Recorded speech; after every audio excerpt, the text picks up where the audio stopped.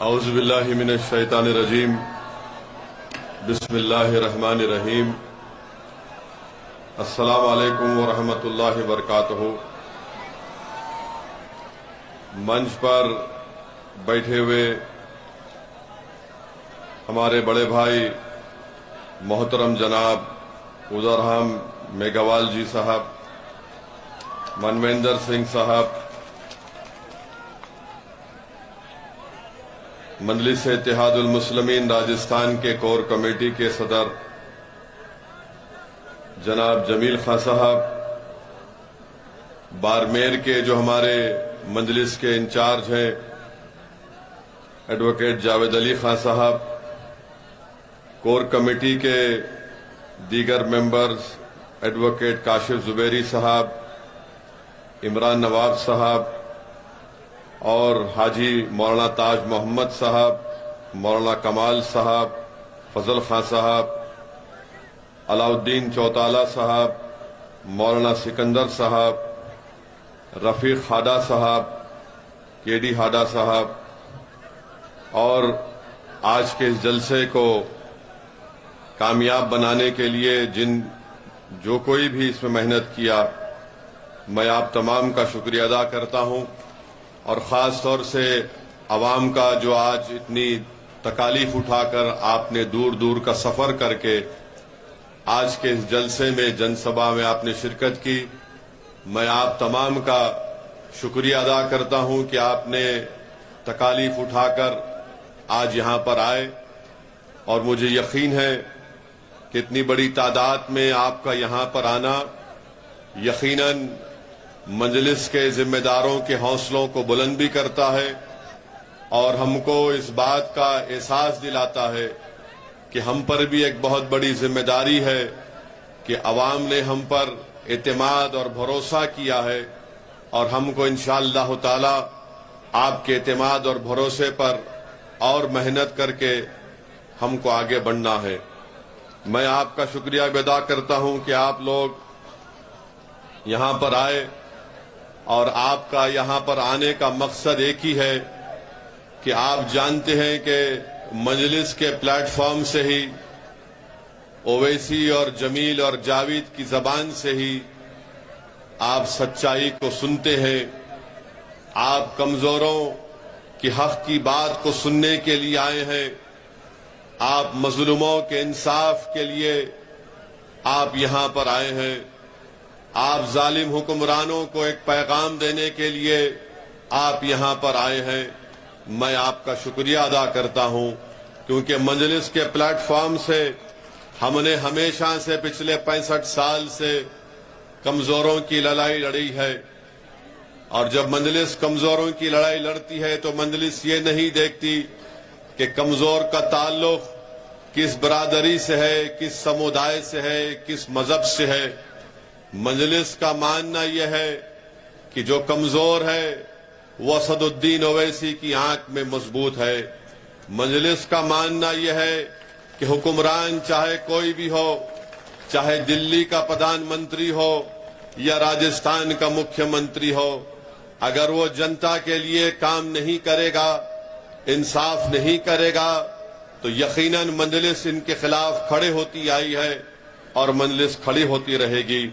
मेरे अजीज दोस्तों और बुजुर्गों, मजलिस का प्लेटफॉर्म सच्चाई और हक की आवाज बुलंद करने का प्लेटफॉर्म है।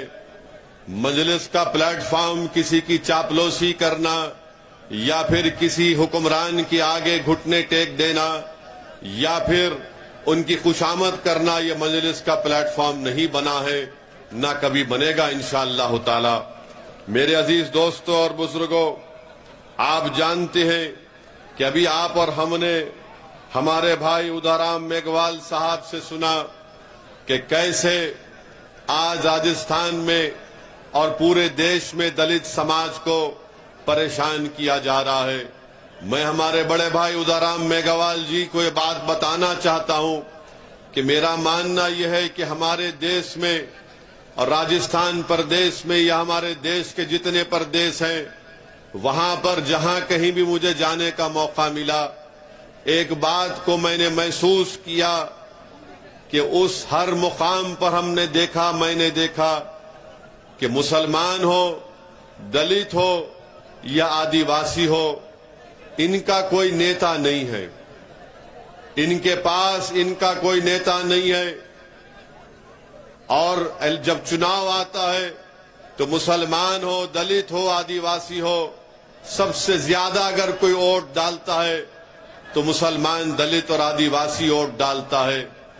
मगर आज आपको इस बात को समझाने के लिए भी आया हूं कि जब तक ये कमजोर समाज इस बात को महसूस नहीं करेंगे और एक तय नहीं कर लेंगे कि हम वोट डालते आए हैं, मगर अब हमको वोट लेना पड़ेगा, और जब आप वोट लेने की बात करेंगे तब आप अपने दरमियान से किसी को अपना नेता बनाना पड़ेगा।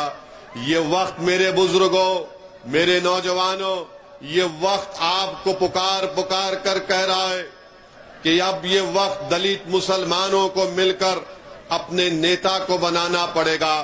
अगर आप अपने नेता को नहीं बनाएंगे तो फिर इसी तरह से आपको रोना पड़ेगा कि मुझसे इंसाफ नहीं हुआ। और इस बात को याद रखिए, ये दुनिया आपके आंख से बहते हुए आंसुओं की कदर नहीं करती। ये दुनिया और इस दुनिया पर हुक्म सादिर करने वाले हुक्मरान उसी वक्त लोगों अवाम से डरते हैं जब अवाम उनकी आंख में आंख डालकर उनसे कहेगी कि अगर तुम हमारा हक नहीं दोगे तो हम तुमको सत्ता से हटा देंगे, तुमको कुर्सियों पर बैठने नहीं देंगे जब तक कि तुम हमारी मसाइल को, हमारे काम को नहीं करोगे। तो इसीलिए मेरे अजीज दोस्तों, यही पैगाम हमारा है कि अब हम बहुत रो लिए। 50-60 साल आपने कांग्रेस को कभी वोट दिया तो कभी भाजपा को दिया, आपने बीजेपी को दिया, फिर आपकी आंख में आंसू जारी रहते हैं, आपको तकलीफ होती रहती है। बताइए मेरे अजीज दोस्तों, आप सिर्फ चुनाव में वोट डालेंगे और फिर 5 साल तक हम रोते रहेंगे क्या? मैं आपसे ये बताने आया हूं कि जिन पार्टी के लीडर्स ने, जिन पार्टियों ने हमको रुलाया है, आज असदुद्दीन ओवैसी आपसे कह रहा है कि आप मुत्तहिद हो जाओ, अपने नेता को बनाओ, एक हो जाओ, तो आप देखेंगे कि जिन्होंने हमारे ख्वाबों को चुकनाचूर किया, जिन्होंने सत्ता में बैठकर हम पर जुल्म बरसाया, जिन्होंने सत्ता में बैठकर हमारे खून की होली खेली, जिन्होंने दलितों को, मुसलमानों को और कमजोरों को, चाहे वो कमजोर हमारा हिंदू भाई क्यों ना हो, उनका हक नहीं दिया, तो याद रखिए जब तक कमजोर से इंसाफ नहीं होगा उस वक्त तक अमन कायम नहीं हो सकता। जब तक कमजोरों को उनका हक नहीं मिलेगा उस वक्त तक कोई सत्ता में खामोशी से नहीं बैठ सकेगा। आज वक्त है मेरे अजीज दोस्तों और बुजुर्गों कि हमको एक होकर मजलिस को मजबूत करिए।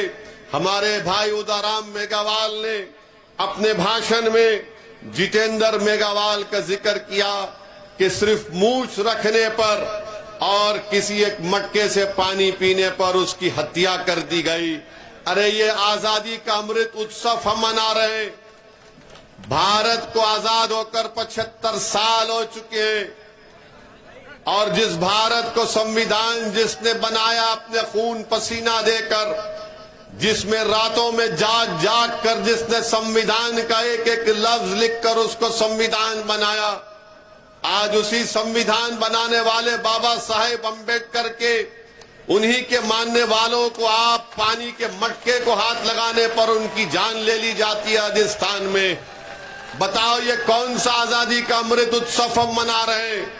अरे बाबा साहेब अम्बेडकर का नाम लेते हुए थकते नहीं कांग्रेस और बीजेपी वाले, मगर ये जितेंद्र मेघवाल को जब मार मार कर उसकी जान ले ली गई तो कहां गई तुम्हारी जबानें, कहां गई तुम्हारे वो मोहब्बत के अल्फाज संविधान बनाने वाले के लिए? मेरे अजीज दोस्तों और बुजुर्गों, ये हत्या ये बता रही है अगर आज जितेंद्र मेघवाल जिंदा होता तो वो पुकार पुकार कर कहता कि हाँ हम पढ़ लिख तो लिए, हमने रिजर्वेशन तो हासिल कर लिया, मगर हमारा कोई नेता नहीं था जो मुझे मेरी जान लेने वालों से मुझे अपने आप को बचा लेता। इसीलिए मैं आपसे अपील कर रहा हूं कि आप अपने नेता को बनाइए। हम हमारे भाई उदाराम मेघवाल साहब से भी अपील करेंगे कि आप भी हमारा साथ दीजिए। आप जहां पर खड़े होंगे हम आपके साथ खड़े होने को तैयार हैं। मेरा मानना यह है कि याद रखिए, जब तक कमजोर नहीं मिलेंगे उस वक्त तक जुल्म खत्म नहीं होता है। जब तक कमजोर एक जगह पर हाथ में हाथ और दिल को नहीं मिलाएंगे उस वक्त तक जालिम अपना जुल्म खत्म नहीं करता। जब कमजोर मिल जाएंगे तो जालिम का महल चुकनाचूर होकर रह जाएगा। जब कमजोर मिल जाएंगे तो जालिम इख्तिदार पर नहीं रहेगा बल्कि कमजोर सत्ता में आएंगे। ये वक्त का तकाजा ये है कि हम मिलकर अपनी कोशिशों को जारी और सारी रखें। मैंने कल रात में भी कहा था और आज भी कह रहा हूं कि दलितों को, मुसलमानों को, हमारे गुज्जर भाइयों से सबक हासिल करना पड़ेगा, जाटों से सबक हासिल करना पड़ेगा, राजपूतों से सबक हासिल करना पड़ेगा। जब राजपूत अपनी नेता को बनाते हैं, कोई उनका नेता भाजपा में होता है, कोई कांग्रेस में होता है, तो किसी को तकलीफ नहीं होती है। जब जाटों का नेता कांग्रेस में होता है और बीजेपी में होता है तो किसी को तकलीफ नहीं होती है। जब इन समाजों का बड़ा बड़ा नेता हर पार्टी में मौजूद है, मगर जब दलित खड़े होकर कहता है कि मैं मेघवाल को अपना नेता बनाऊंगा, जब मुसलमान खड़े होकर कहता है कि हाँ, ओवैसी जो बात कह रहा है कि राजस्थान में मुसलमानों का नेता होना चाहिए, तो सबके पेट में दर्द शुरू हो जाता है। अरे जब गुज्जर का नेता हो सकता है, राजपूत का नेता हो सकता है, जाट का नेता हो सकता है, अरे हर बरादरी का नेता हो सकता है, तो क्यों नहीं राजस्थान के दलित और मुसलमान अपना नेता बनाते हैं? बनाओ अपने नेता को। क्या आप अपने नेता को बनाएंगे? क्या आप अपने नेता को बनाएंगे? ये नेता आपके दरमियान से उठेगा, कोई आसमान से आने वाला नहीं है। आप कोई जमीन के नीचे से निकल कर नहीं आएगा, वो तुम्हारे दरमियान से उठेगा। उसको तुमको अपना नेता बनाना पड़ेगा। और अगर तुम नेता बनाओगे तो याद रखो, जितेंद्र मेघवाल की जिस तरह हत्या की गई, कोई मैकालाल, कोई जालिम दोबारा कोई जितेंद्र मेघवाल को मारना तो छोड़ो, उसको हाथ लगाने से पहले सोचेगा। अगर राजस्थान के मुसलमान अपना नेता बनाएंगे तो आप और हम इंशाअल्लाह ताला, जिस तरह आपकी हमारी आंखों ने जुनैद और नसीर की हत्या को देखा, हम उस हत्या को नहीं देखेंगे, उस पर रोक लग जाएगा। क्योंकि मारने वालों को, जुल्म करने वालों को मालूम हो जाएगा कि मुसलमान राजस्थान का, दलित राजस्थान का जाग चुका है। वो अब तुम्हारे जुल्म को सहने वाला नहीं है, वो कि तुम्हारी बात से डरने वाला नहीं है, वो तुम्हारे झूठे वादों पर एतमाद नहीं करेगा, बल्कि वो अपने मुकद्दर के फैसले करेगा। जो लोग दलित और मुसलमानों का इस्तेसाल और एक्सप्लॉयटेशन करते हैं, वो क्या चाहते हैं कि हम इनके गुलाम बनकर रहें, हम इनके ताबे रहें, और वो ये चाहते हैं कि हमारे मुकद्दर के फैसले वो करेंगे। तो सुनो कांग्रेस और बीजेपी वालों, तुम एक कमरे में बैठकर दलित और मुसलमानों के मुकद्दर के फैसले नहीं करोगे, बल्कि हम तुम्हारे सामने कुर्सी डालकर, मेघवाल पैर पे पैर डालकर, ओवैसी तुम्हारी आंखों में आंखें डालकर कहेगा कि हम करेंगे हमारे मुकद्दर के फैसले, तुम नहीं करोगे। हम जो बोलेंगे हमारे समाज के बारे में, जो हम बेहतर जानते, तुमको करना पड़ेगा। तो मेरे अजीज दोस्तों और बुजुर्गों, इस बात को आपको महसूस करना है। मैं, हमारे भाई ने कहा कि जितेंद्र मेघवाल को गहलोत सरकार ने सिर्फ 8 लाख रुपए दिए। वो पुलिस वाले भाई, वो पुलिस वाले भाई साहब रुक जाइए, छोड़ दीजिए, हमारी मोहब्बत में आए हैं।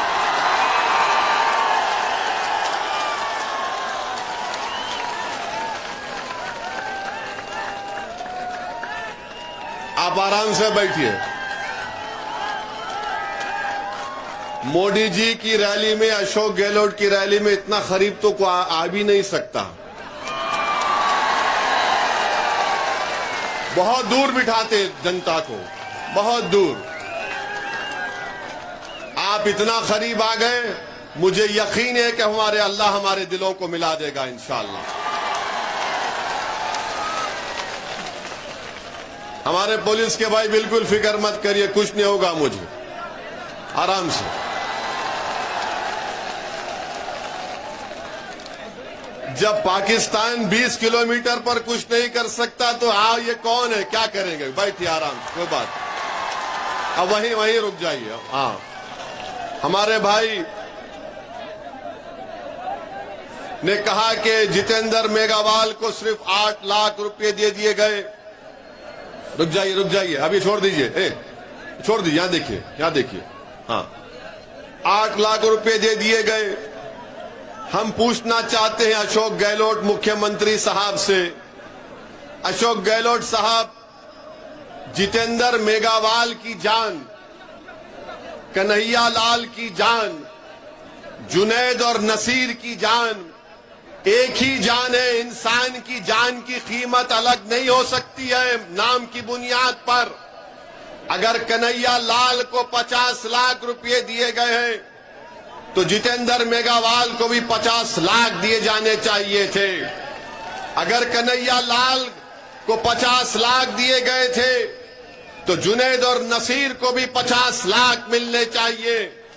इंसान होता है, मजहब के नाम पर इंसान की जान की कीमत में कमी या बढ़ाई नहीं की जा सकती है। मैं राजस्थान के मुख्यमंत्री अशोक गहलोत साहब से कहता हूं कि यकीनन जिन्होंने कन्हैया लाल को मारा वो आतंकवादी थे, जिन्होंने जितेंद्र मेघवाल को मारा वो भी आतंकवादी है, जिन्होंने जुनैद और नसीर को मारा वो भी आतंकवादी है। ये सब मारने वाले आतंकवादी हैं। इन आतंकवादियों को निकाल कर उखाड़ कर फेंकना हमारी जिम्मेदारी है। मगर अशोक गहलोत मुख्यमंत्री सिर्फ कन्हैया लाल के कातिलों को आतंकवादी कहते हैं। अशोक गहलोत साहब, जो इंसान का कत्ल करता है वो आतंकवादी है, उसका नाम चाहे कुछ भी हो वो आतंकवादी हो जाता है। मगर राजस्थान के मुख्यमंत्री, आप देखिए कि जुनैद और नसीर को आप क्या देते हैं, 15 लाख देते हैं 3 स्कीम के तहत, और गवर्नमेंट की नौकरी नहीं दी जाती उनके पीड़ित परिवार को। मेरे अजीज दोस्तों और बुजुर्गों, हम अशोक गहलोत मुख्यमंत्री से पूछना चाहते हैं कि आपके दिल में ये सोच कैसे पैदा हो गई कि कन्हैया लाल का कातिल आतंकवादी है, जुनैद और नसीर और जितेंद्र मेघवाल के कातिल आतंकवादी नहीं है। अशोक गहलोत, अपनी सोच को बदलो। तुम पूरे प्रदेश के मुख्यमंत्री हो, तुम्हारी नजर में सब बराबर होने चाहिए। तुमको अल्लाह ने मुख्यमंत्री बनाया इंसाफ करने के लिए, मगर तुम मुख्यमंत्री होकर भी, इतने बड़े ओहदे पर रहकर भी अशोक गहलोत, तुम अपने छोटेपन का मुजाहरा क्यों कर रहे हो? अरे सबको इंसाफ करो, सबसे इंसाफ करो। आप कन्हैया लाल से भी आपने किया, अच्छा किया, जितेंद्र मेघवाल से भी करो, जुनैद नसीर से भी करो आप, क्योंकि जो इंसान को मारता है उसको इंसान नहीं कह सकते, उसको शैतान कहना पड़ेगा, उसको राक्षस कहना पड़ेगा, उसको आतंकवादी कहना पड़ेगा। हम मुख्यमंत्री के सोच की मजम्मत करते हैं। कितना बड़ा प्रदेश के मुख्यमंत्री हैं और सोच इतनी छोटी उनकी क्यों हो गई, ये आपको फैसला करना है। मेरे अजीज दोस्तों और बुजुर्गों, जब जुनैद और नसीर की हत्या कर दी गई तो जमील खान ने हमसे कहा कि साहब आपको हैदराबाद से निकलकर घाटमीका को आना पड़ेगा। मैंने कहा मैं जरूर आऊंगा। मैं हैदराबाद से निकला और फिर हम लोग घाटमीका गए। जुनैद के पीड़ित परिवार से हमने मुलाकात की। क्या आप जानते हैं मेरे अजीज दोस्तों और बुजुर्गों कि जुनैद के 7 बच्चे हैं। जुनैद का बड़ा भाई पागल है, नीम पागल है, उसके भी 6 बच्चे हैं, यानी 13 बच्चों की जिम्मेदारी जुनैद की थी। और जालिमों ने जुनैद का कत्ल कर दिया, बल्कि ले जाकर जिंदा जुनैद को जला दिया नसीर के साथ। आप बताइए, हमने इस बात का डिमांड किया था कि अशोक गहलोत जयपुर से निकलकर घाटमीका क्यों नहीं जाते। मैंने कहा कि अशोक गहलोत घाटमीका से 40 मिनट दूर एक मुकाम पर एक शादी की तकरीब में जा सकते हैं, तो क्या इन जुनैद और नसीर के घर को क्यों नहीं गए। मैं बोलता रहा तो अशोक गहलोत साहब को थोड़ी शर्मिंदगी महसूस हुई। निकल कर गए और जाकर जुनैद और नसीर के घर को उनको जाना पड़ा। ये हमारी पहली कामयाबी है।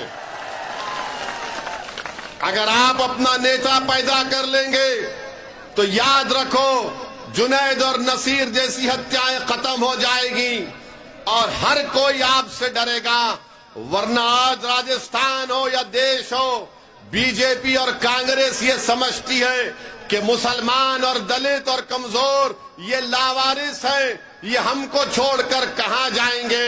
अरे मैं आप तमाम से कह रहा हूं कि हम लावारिस नहीं हैं, हम किसी के मोहताज नहीं हैं। अगर हम मोहताज हैं तो रब्बे करीम के मोहताज हैं, हम इंसानों के मोहताज न थे न कभी रहेंगे, खुदा ना खास्ता। अल्लाह हमारे लिए काफी है। मगर ये बीजेपी और कांग्रेस के लोग ये समझते हैं कि ये लावारिस हैं, इनको छोड़ दिया जाए, ये कहीं पर नहीं जाएंगे। अरे अब तुम जाग जाओ कांग्रेस और बीजेपी वालों।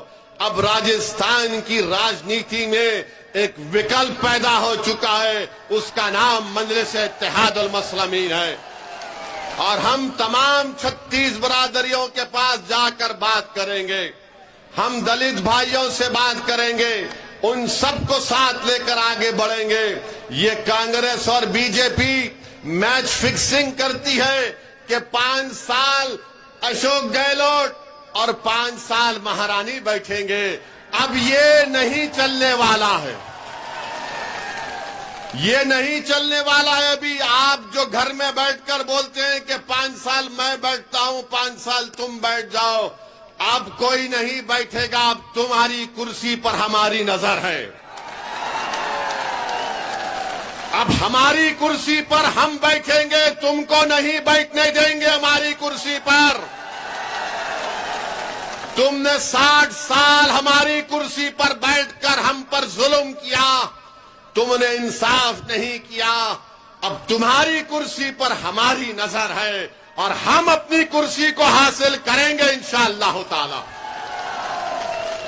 हम अपनी आवाज को राजस्थान की विधानसभा में भी जाएंगे। अगर हमारा ये भाई मेघावाल जीत जाता तो राजस्थान की असेंबली में तूफान मच जाता। मगर क्यों जीतने नहीं दिया? क्योंकि जानते हैं कि गुलामी नहीं करेगा, ये सच्चाई को बयान करेगा, इसलिए रोकते हैं। और हमारे खिलाफ, ओवैसी के खिलाफ, मजलिस के खिलाफ क्यों है? क्योंकि जानते हैं कि ये सरफिरा है, किसी के बाप को सुनने वाला नहीं है। ये वो जानते हैं कि मैं ताकत के आगे झुकने वाला नहीं हूं, मैं दौलत के आगे बिकने वाला नहीं हूं, मैं अपने जमीर को, अपने ईमान को बेचने के लिए तैयार न था, न कभी रहूंगा इंशाअल्लाह ताला। मेरे मुकद्दर में अगर सियासी कामयाबी अल्लाह लिखेगा तो जरूर मुझे मिलेगी, अगर नहीं लिखेगा तब भी मैं अपने ईमान का सौदा करने को तैयार नहीं हूं। आप मेरा साथ दे या ना दे, मगर मैं तुमको चाहने वाला हूं। मैं तुम्हारा दीवाना हूं, मैं तुम पर मर मिटने वाला हूं। मैं यहां पर इसलिए नहीं आया हूं कि तुम मुझे कामयाब कर दो या मेरी पार्टी को कामयाब कर दो। मैं तुमको इस बात का यकीन दिलाने आया हूं कि तुम अगर मेरी तरफ एक नजर भी नहीं देखोगे, मगर मैं तुम्हारे लिए लड़ता रहूंगा और तुम्हारे लिए मर जाऊंगा, मिट जाऊंगा। मेरे अजीज दोस्तों और बुजुर्गों, मेरे इस अल्फाज को याद रखो, मेरे इस अल्फाज को याद रखो। मैं जज्बात में लाने के लिए नहीं कह रहा हूं। मैं ये तय कर चुका हूं कि अल्लाह ने मुझे जब यहां तक लेकर आया है तो मेरा काम यह है कि मैं मजलूमों की आवाज बनूं, उनकी तकालीफ को उठाऊं, आपके दिलों से डर को निकालो, डर को निकालो अपने दिलों से। मेरे मुसलमान भाइयों, मेरे दलित भाइयों और बहनों, अपने दिलों से डर को निकालो। तुम क्यों डरते अशोक गहलोत से? तुम क्यों डरते नरेंद्र मोदी से? डर को निकालो। एक बार तुम डर और खौफ को निकालकर बाजू फेंक दो, देखो तुम्हारे सामने कामयाबियां तुम्हारे कदम को चूमेगी। मगर हमारा मामला यह है मुसलमानों का कि जैसा चुनाव करीब आएगा तो हमारे दरमियान में आकर कोई बोलेगा, अरे कैसा होगा यार, हम कैसे जीतेंगे, हम कितना जीत पाएंगे। अरे क्या तुम भूल गए बदर के मैदान को? क्या तुम भूल गए बदर के मैदान को? अगर तादाद कामयाब करती तो फिर बदर में कामयाबी नहीं मिलती। कामयाबी मिलेगी कब मिलेगी? जब अपने दिलों से डर को निकालोगे और रब्बे करीम पर पूरा तवक्कल करोगे तो कामयाबी तुम्हारे पास दौड़ कर आएगी। अगर तुम समझोगे कि नहीं मेरे पास ये नहीं है वो नहीं है, याद रखो मेरी इस बात को, अक्लमंद को मंजिल नहीं मिलती, दीवाने को मंजिल मिल जाती है। तो दीवानगी पैदा करो। अकल से पूछेगी तो अकल बोलेगी किससे मुकाबला करेगा, मोदी से, गहलोत से। जब दिल से पूछोगे तो दिल बोलेगा प्यारे, जब प्यार किया तो डरना क्या, कूचा आग में। मैं तुमसे ये नहीं कह रहा हूं कि राजस्थान के सहरा में तुम बारिश बरसा दो।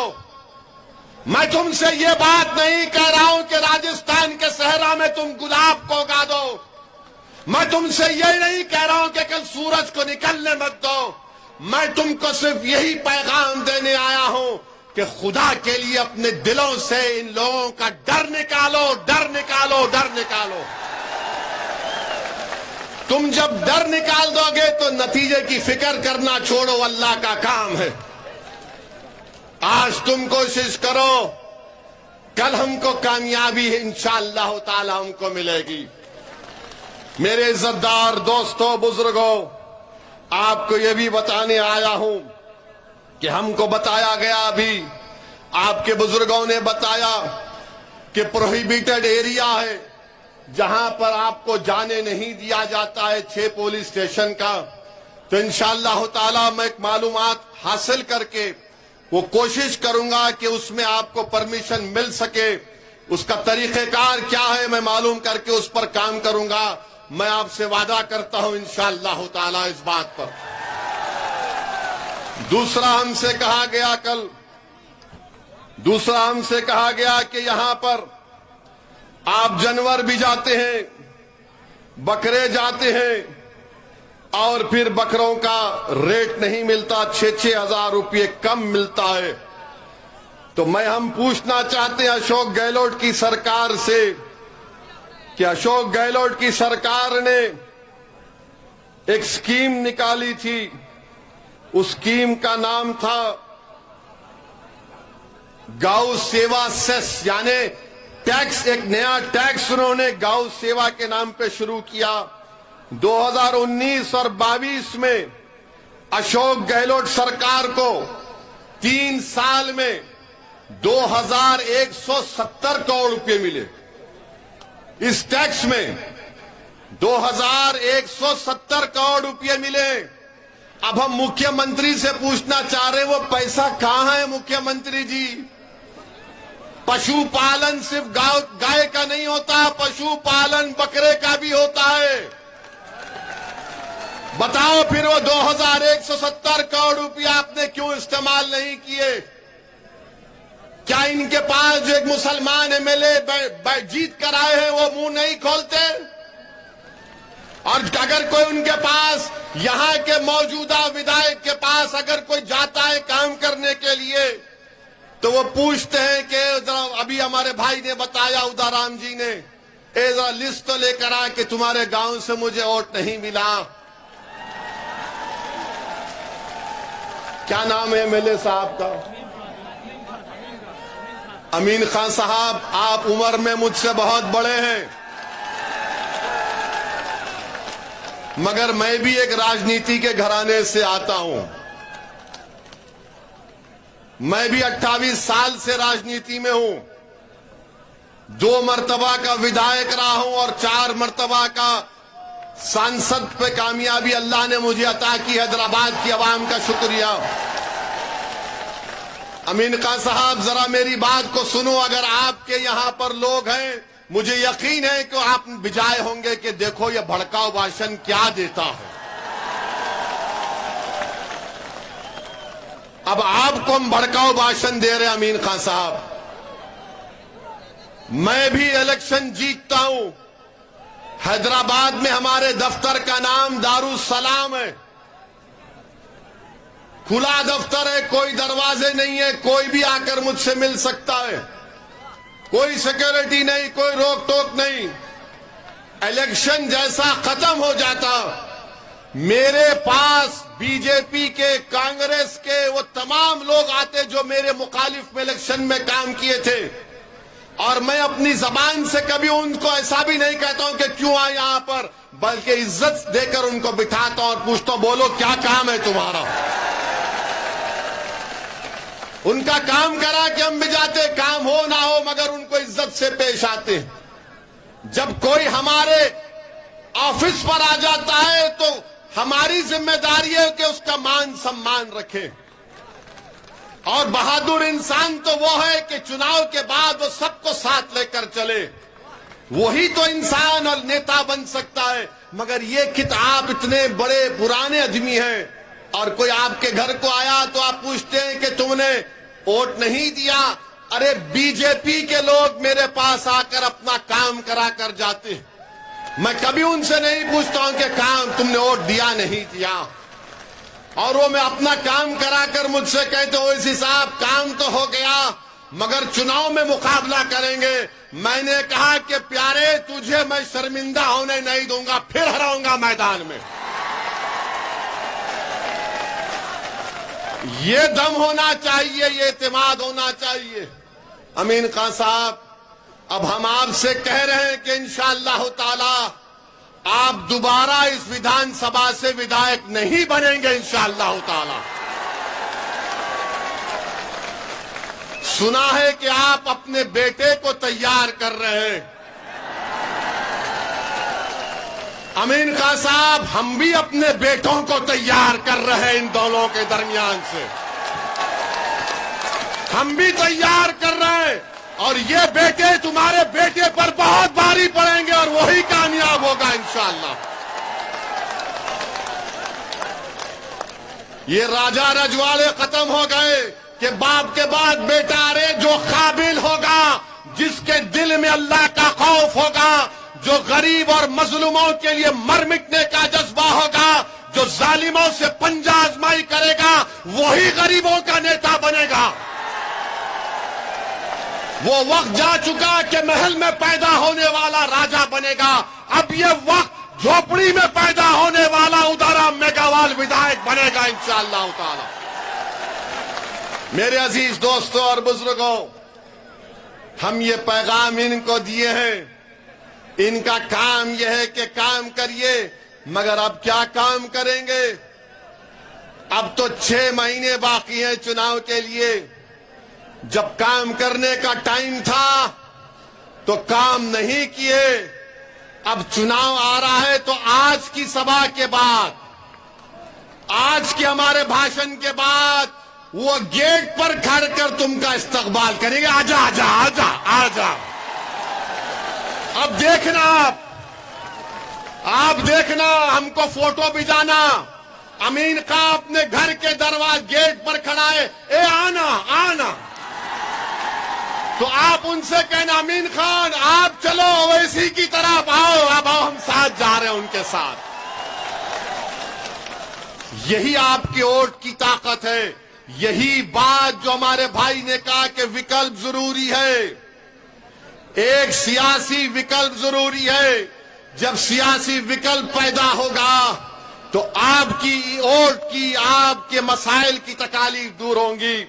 मेरे अजीज दोस्तों और बुजुर्गों, एक और बात आपको कहना चाहूंगा अपनी बात को खत्म करने से पहले, कि हमारे देश के प्रधानमंत्री नरेंद्र मोदी जब से बने हैं, पिछले 9 साल में सबसे ज्यादा आतंक, ये जो लोग गांव रक्षक के नाम पर आतंक फैलाते हैं, अरे गाय से हमारे हिंदू भाइयों को अकीदत है, हम मानते हैं, मगर ये कौन लोग हैं जो गाय का नाम लेकर पीलू खान को मार दिए, रघुवर को मार दिए, अखलाक को मार दिए, हाफिज जुनैद को मार दिए, जुनैद और नसीर को मार दिए, दलितों को पीटते हैं, मारते हैं। जब से देश के प्रधानमंत्री श्री नरेंद्र मोदी बने हैं, ये गौ रक्षक के नाम पर ये लोग एक धंधा और कारोबार कर रहे हैं। ये मैं नहीं कह रहा हूं, बल्कि एक बहुत मशहूर हिंदी का चैनल है आज तक। आज तक ने ये गौ रक्षक के लोगों को एक कैमरा लगाकर इनका रिकॉर्डिंग किया, हरियाणा की पुलिस के साथ इंटरव्यू किया। वो खुलकर कह रहे हैं उसमें कि हम पैसे लेते हैं जानवर की गाड़ी पर, हम पीटते हैं इन लोगों को। और पुलिस कह रही है उस वीडियो में कि हम आंख बंद कर लेते हैं, हम कुछ नहीं करते। आप बताइए, फिर ये आतंक नहीं है तो क्या है? इनको रोक टोक लगाने की जरूरत है। आप भारत के प्रधानमंत्री इनके बारे में कुछ बोलते नहीं हैं। एक हरियाणा में एक बहुत बड़ा ये गौ रक्षकों का एक ग्रुप बन चुका है, उसका एक बहुत बड़ा लीडर बन चुका है, वो उसके हाथ में हथियार है, लाइसेंस वेपन है। तो मोदी जी उससे कहते हैं कि तू मोनू डार्लिंग है मेरे लिए। इनके लिए मोनू डार्लिंग, और मोदी जी हम आपके डार्लिंग नहीं है क्या? जिसके हाथ में हथियार वो आपका डार्लिंग, जो गरीबों को पीटता है वो डार्लिंग, जो जुनैद और नसीर को मारता वो डार्लिंग। और हम क्या है मोदी जी बताइए? आपकी हरियाणा में आपकी सरकार और आपकी सरकार की तरफ से जुल्म और ज्यादती की जाती है। मेरे अजीज दोस्तों और बुजुर्गों, देश के प्रधानमंत्री आजकल G20 की बात कर रहे हैं कि भारत विश्व गुरु बनेगा। प्रधानमंत्री जुनैद और नसीर को, जितेंद्र मेघवाल को मारा और पीटा जा रहा है। कौन से विश्व गुरु की आप बात कर रहे हैं? कौन से विश्व गुरु की आप बात कर रहे हैं? G20 आप करिए, मुबारक हो आपको, हम भी चाहते अच्छा हो जाए, मगर देश की भी फिक्र करो मोदी जी। क्रिकेट स्टेडियम में मोदी ही चले गए। स्टेडियम उनके नाम से है, स्टेडियम उनके नाम से है, और मोदी जी जाकर लोगों को, क्या बात है यार, क्या बात है। आप देश के प्रधानमंत्री बोल रहे हैं कि पसमानदा मुसलमानों पे काम करो। देश के प्रधानमंत्री, फिर आपने मिरासियों को रिजर्वेशन क्यों नहीं देते?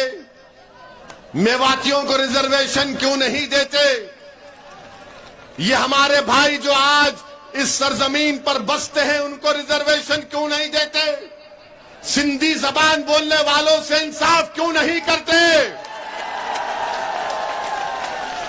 और राजस्थान की सरकार ने तो रीट के एग्जाम में खाली 9 नौकरी दी है सिंधी जबान के लिए। अरे सिंधी जबान से नफरत क्यों है गहलोत जी, मोदी जी आपको? अरे नौकरी बढ़ाओ सिंधी जबान बोलने वालों को। अरे ये जबान बोलते सिंधी, मगर इनके दिल में धड़कता हुआ दिल है भारत के लिए, हमेशा रहेगा इंशाअल्लाह ताला। तो मेरे अजीज दोस्तों और बुजुर्गों, मैं आखिर में आपसे अपील कर रहा हूं कि बीजेपी इस देश को हमेशा के लिए, बीजेपी इस देश में अंबेडकर के बना हुए संविधान को खत्म करना चाहती है। बीजेपी नरेंद्र मोदी अंबेडकर के बना हुए संविधान को कमजोर करके रखना चाहती है। आरएसएस तो शुरू से अंबेडकर के संविधान को नहीं मानती थी। इनके ऑर्गेनाइजर किताब निकाल कर अब मैं देख लो आप मैगजीन में क्या कहा था। गोलवालकर ने क्या कहा था कि अंबेडकर का संविधान नहीं, मनुस्मृति को मानने वाले हैं। इनको उस जमाने से भारत के संविधान से नफरत थी और रहे। तो मैं आपसे अपील कर रहा हूं कि हां, ये भी बात कि गगरिया में भारत माला प्रोजेक्ट में लोगों के घर चले गए और अभी तक केंद्र सरकार और प्रदेश की सरकार ने उनको पैसे नहीं दिए। हम डिमांड करते हैं कि भारत माला प्रोजेक्ट में जिनके घर और जायदादें गई हैं, उनको पूरा का पूरा उनका कंपनसेशन मिलना चाहिए। सिंधी जबान से इंसाफ होना चाहिए। और मैं आखिर में आपको एक बात बता रहा हूं, एक मिनट रुक जाइए भाई आओ रुको, अभी आखिरी ओवर है, बैठो, मैच खत्म नहीं हुआ। आप हमारी बात को लिख कर रख लीजिए। मैंने उत्तर प्रदेश के चुनाव में भी कहा था, मगर उत्तर प्रदेश के दलित और मुसलमान ने ओवैसी की बात का यकीन नहीं किया। मैंने कहा था कि समाजवादी बीजेपी को नहीं हरा पाएगी, मगर मुसलमानों ने तय किया कि नहीं हम वोट देंगे। मैं ये कह रहा था कि अब मजलिस को कामयाब करो, अपने 4-5 विधायक को कामयाब करो जो जाकर लड़ेंगे आपके लिए। वक्त ने बता दिया कि मैंने सच बोला था। गुजरात में मैंने कहा था कि बीजेपी को ये कांग्रेस नहीं रोक पाएगी, आप मजलिस के विधायक को कामयाब करो। तो गुजरात के मुसलमानों ने मुझसे आकर कहा कि ओवैसी साहब, किसी ने बेटा कहा, किसी ने भाई कहा, मैं उनकी इज्जत को सलाम करता हूं कि नहीं हमको बीजेपी को हराना है। याद रखो, कांग्रेस में ताकत नहीं रही बीजेपी को हराने की। कांग्रेस में ताकत नहीं रही बीजेपी को हराने की। मैं सच कह रहा हूं, कहीं तुम भी गुजरात और उत्तर प्रदेश के मेरे उस पैगाम को अगर ठुकराओगे, ये तुम्हारा आपका इख्तियार है। कहीं नुकसान आपका और हमारा ना हो जाए। हमको अपनी आवाज को विधानसभा में पहुंचाना है। जब आपके वोटों से आपका लीडर बनकर विधानसभा में जाएगा तो वो लड़ेगा आपके लिए। अगर आप ये समझेंगे कि नहीं हम 60 साल से कांग्रेस का साथ दे रहे हैं, मत की इस पुरानी आदत को तोड़ना पड़ेगा आपको। इस पुरानी आदत को छोड़ना पड़ेगा आपको। अब एक नई आदत को पैदा करना पड़ेगा, क्योंकि आप और हमारा काम यह कि अपने नेता को पैदा करें, अपने लीडर को पैदा करें। अगर आप उत्तर प्रदेश और गुजरात की तरह तजुर्बा करेंगे तो खुदा ना खास्ता नुकसान हमारा ना हो जाए। इसीलिए जुनैद और नसीर और जितेंद्र मेघवाल की रूह तुमको पुकार कर कह रही है कि अब 60 साल की गुलामी को छोड़ो, अब आजादी को इख्तियार करो और अपने लीडर को पैदा करो, अपने नेता को कामयाब करो और डालकर। तो मेरी इज्जतदार, मेरे अजीज दोस्तों, बुजुर्गों, आप तमाम का बेहद शुक्रिया कि आप यहां पर आए। और इंशाअल्लाह ताला मैं आता था और आता रहूंगा इंशाअल्लाह ताला आपके लिए। अल्लाह ने मुझे एक जिम्मेदारी, एक मख्त पर अल्लाह ने मुझे रखा है। मैं अपनी जिम्मेदारी को निभाने की कोशिश कर रहा हूं।